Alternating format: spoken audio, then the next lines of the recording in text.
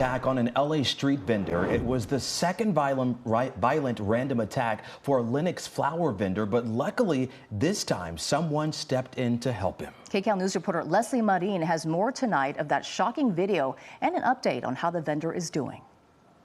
The flower vendor tells me it all started when his attacker demanded he give him money. He says when he said no, that's when fists started flying.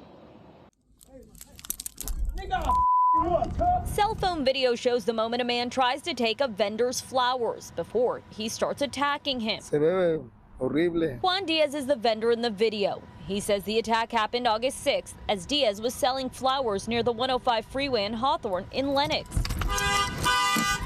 You can hear as people honk their horns in hopes of stopping the punches. But it isn't until a Good Samaritan jumps in that Diaz is freed from his attacker. Yo me sentí bien. Diaz tells us he felt good because the Good Samaritan took the focus off him. In the video, you can see the Good Samaritan punch the attacker to the ground. He eventually stops and the attacker walks away. Diaz showed us a photo of his injuries. You can see the bloody welt underneath his eye. It was a terrifying situation for the flower vendor who was viciously attacked a year ago. Y el brazo acá.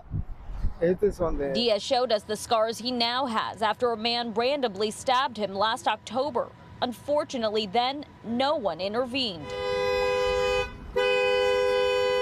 Diaz has been able to speak to the Good Samaritan, Gerardo Plasencia. He tells us Plasencia lives on the streets after having moved to the U.S. from Cuba this summer. Since the attack, Diaz has stopped working, only coming back to his usual corner for a few hours a week. But he says he will always be grateful for Plasencia. Yo se la agradezco bastante a Gerardo. And that he was at the right place at the right time.